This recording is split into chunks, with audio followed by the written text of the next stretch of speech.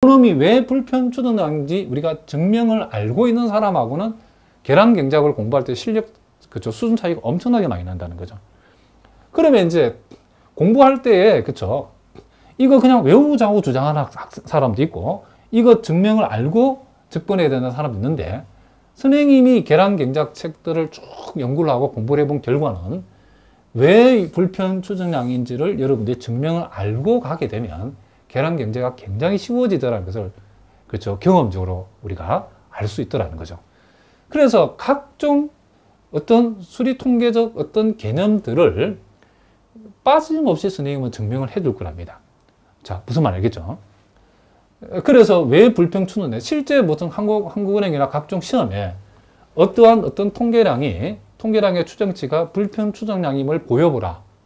또는 뭐 이게 최소 자성 추정량뿐만 아니라 우리가 최후 추정량 같은 경우도 그 의미가 무엇인지, 왜 최후 추정량인지 보여라.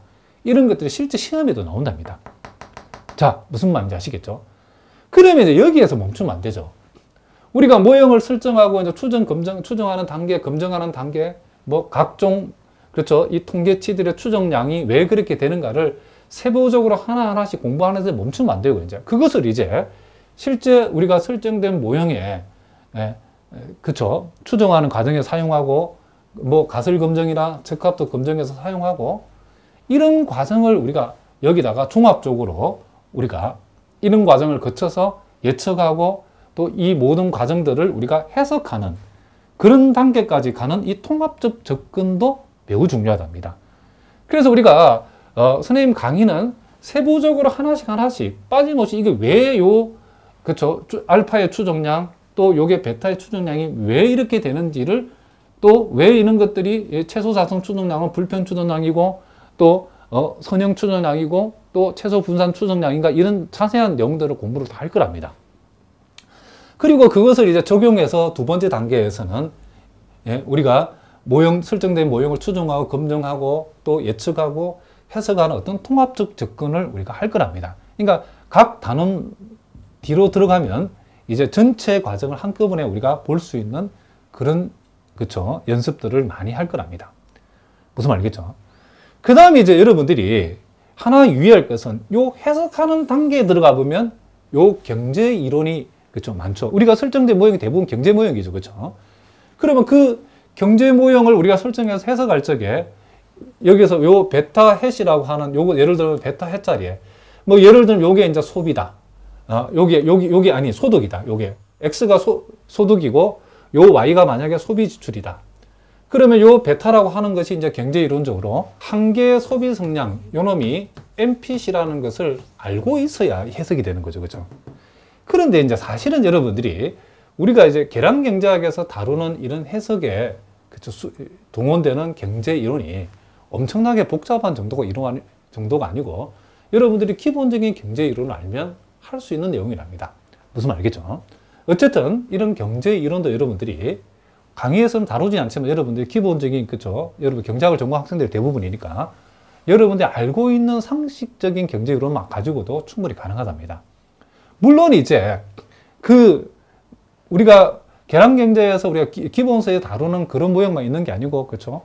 각종 다양한 경제 이론들의, 그렇죠, 그런 것들이 우리가 여러분들 실전적으로 나오는데, 그것은 여러분들 앞으로 선생님 강의에만 의존할 것이 아니고 여러분들이 요 세 번째 나와 있는 것처럼 실전 자료를 통한 충분한 연습을 여러분들이 하셔야 된답니다. 이것까지 모든 경제 모형을 다 가져와 가지고 강의를 한다고 그러면 강의를 500강을 해도 모자라죠. 그렇죠? 자, 그래서 물론 선생님이 이제 강의를 통해서 실전 자료를 통한 충분한 연습이 되도록 나름, 그렇죠, 많은 연습을 가능하면 해보려고 한답니다. 그러나 너무나 많은 분량을 다 강의에다 다 담아내기에는, 그렇죠, 강의 분량이 너무, 그렇죠, 수백 강을 해야 되기 때문에 우리가 한정된 시간 안에서, 그렇죠, 허용되는 시간 범위 안에서는 나름 충분한 연습이 되도록 노력을 해볼 거랍니다. 그리고 여러분들이 이제 우리 계량 경제학의 내용을 보면 주로 이제 우리가 크게 회귀 분석을 기반하는 내용하고 시계열을 기반하는 내용하고 요게 한 70대 30으로 이렇게, 그쵸, 구성이 되어 있답니다. 그래서 대개는 이 시계열 부분이 많이 어렵기 때문에 시계열 부분을 여러분도 학교에서 강의 안 해주는 교수님도 많고, 또 뭐 보통 계량경작 강의라고 했을 때에 이 부분을, 그렇죠, 이 강의하는 사람 입장에서 골치가 아프니까 다루지 않으려고 하는 그런 유혹이 많답니다. 자, 그렇지만 우리 큐스타디 계량경작 강의에서는 요 C 계열을 기반하는, 여러분 계량경 기본서 부분 뒷부분에 해당 한 30%, 요 부분도, 그렇죠, 웬만한 내용은 여러분들 다 다룰 수 있도록 선생님이 강의에 반영할 수 있도록 이렇게 한번 해보려고 한답니다. 자, 전반적인 이제 설명을 했는데, 예, 선생님도 노력하고 이 계량경작이라는 과목은 쉬운 과목이 아니기 때문에 여러분도 같이 함께 노력한다라고 하면 웬만한 내용들을 따라갈 수 있도록 그렇게 강의를 구성할 수 있도록 선생님이 노력을 한번 해보겠답니다. 자, 무슨 말인지 아시겠죠? 자, 이제 본격적으로 우리가 정의 1에 나와 있는 회귀 분석의 정의부터 우리 한번 간단하게 한번 읽어보겠습니다. 자, 다 아는 내용이지만은 우리가 단원을 개관하는 정의이기 때문에 한번 읽어보겠습니다. 자, 우리가 회귀 분석이라는 것은 독립변수, 이걸 우리가 설명변수라고도 하고 또 통제변수라고도 합니다. 자, 어쨌든 이 독립변수, 설명변수라고 불리우는 하나 또는 둘 이상의 변수에 기초하여, 자, 요 독립변수가 하나일 때는 우리는 단순 회귀 분석이라고 하고, 독립변수가 둘 이상일 때는 다중회귀 분석 내지는 중회귀 분석이라고 하죠. 자, 어쨌든 이 독립변수에 기초하여 종속변수, 보통 요 놈이 X, 요 놈을 우리가 Y로 표현하는데, 이 종속변수 Y는 피설명변수 내지는 통제된 변수라고도 얘기한답니다. 자, 어쨌든 종속변수라고 불리운 다른 한 변수의 값을 설명하고 예측하는 추측 통계다. 뭐 한마디로 추정하는 통계학이라고 여러분 생각하시면 된답니다. 자, 회귀 분석의 정의는, 자, 우리가 간단히 읽어봤고, 우리가 여기서 회귀 분석하고 요 상감 분석의 차이점을 우리 이미 알고 있지만 이것도 살짝 한번 살펴보겠습니다. 우리가 회귀 분석에서 요 독립 변수는, 이거 대단히 중요한 말인데, 확정 변수, 딱 우리가 컨트롤해서 정해지는 그런 변수라는 거죠. 확정 변수로 가정이 되고, 종속 변수는 확률 변수로 가정이 되어 있다. 이것도 여러분 꼭 알아두시고, 반면에 상감 분석은 변수 두 개 다 확률 변수로 가정이 되어 있다는 거죠. 이게 중요한 차이 중에 하나라는 거죠. 그리고 독립 변수에 주어진 값으로 종속 변수의 평균값을 추정 예측하는 것이 회귀 분석의 목적에 반해서 상감 분석은 두 변수 간의 선형성 정도를 추정하는 것이 목적이다. 자, 요 두 번째 차이도 여러분들이 기억을 해 두시기 바랍니다. 자, 이미 다 알고 있는 내용이기 때문에 이걸 우리 간단하게 한번 살펴보는 걸로 만족하고, 자, 오늘은 이제 우리가 본격적으로 단순 선형 회귀 모형부터 우리가 한번 살펴보겠습니다. 자, 이걸 여러분 너무 어렵게 생각하지 말고, 자, 우리가 요 X라고 하는 것을 소득이라고 한번 생각해 봅시다. 머릿속에서. 자, 요 X를 우리는 뭐다? 소득이라고 생각해 보고, 요 Y를 갖다가 이 소득에 대응하는 소비 지출이라고 일단 생각해 놓고 우리가 요 모형을 한번 생각해 보겠습니다.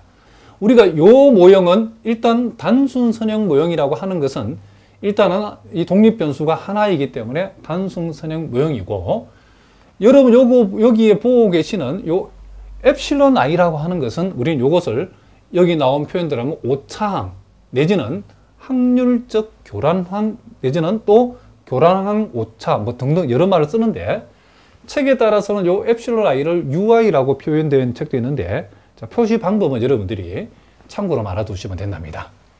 그러면 여기에서 사실은 요 엡실론 i에 관한 중요한 전제가 이렇게 5가지나 나와 있는데, 어쨌든 나중에 우리가 살펴보기로 하고, 우리가 여기에서 지금 여러분들이 명심해야 될 중요한 사실 하나는, 우리가 앞으로 식을 전개하거나 계산을 할 적에 대단히 중요한 사실이 있는데, 요 X값은 일단은 비확률 변수라는 사실을 꼭 아셔야 된답니다.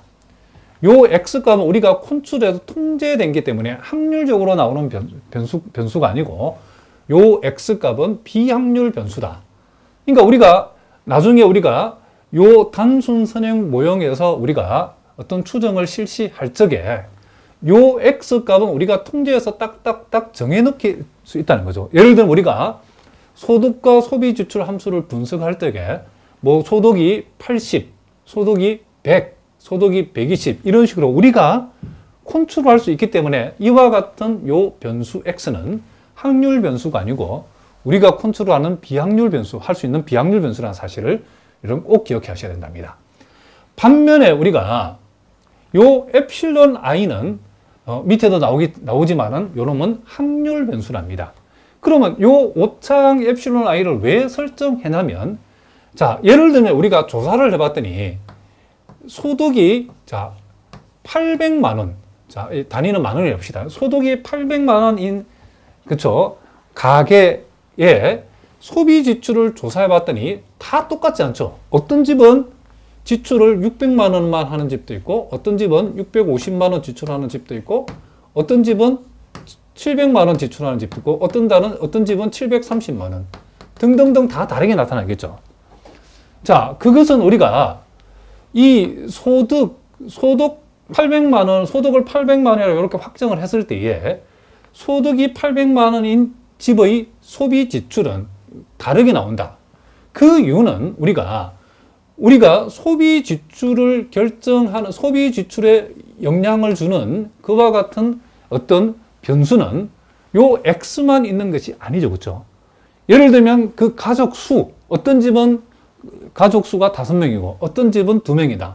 아무래도 5명 있는 가족이 5명 있는 집이 가족이 2명 있는 집보다도 지출이 더 많을 수 있겠죠. 또 어떤 사람은 어떤 문화 행사, 뭐 각종 음악회나 이런 것들을 대단히 선호하는 집이 있고 그런 것에 관심이 없는 집이 있겠죠.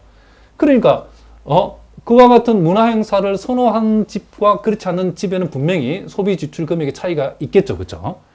그러므로 우리가 소득 이외에도 수많은 요인들이 많이 소비 지출에 영향을 주는 어떤 변수들이 많죠. 그것을 우리가 일일이 다 표시할 수 없기 때문에 이렇게 간단하게 통계학자들이 엡실론 i라고 하는 오차항으로 그것을 다 여기에 포함을 시켜버렸답니다. 그러니까 이 y값이 이렇게 서로 다르게 나온다는 것은 그 이유가 요 x값 때문에 그런 것이 아니고 요 엡실론 i라고 하는 오차항의 성질에 의해서 이 y값들이 서로 다르게 나온다. 이렇게 여러분 일단 이해해 두시면 됩니다. 자세한 얘기는 우리가 또 뒤에서 많이 다룬답니다. 그래서 요 엡실론 i라고 하는 것은 일단 뭐다? 요놈은 확률 변수라는 사실을 꼭 기억하셔야 되겠죠.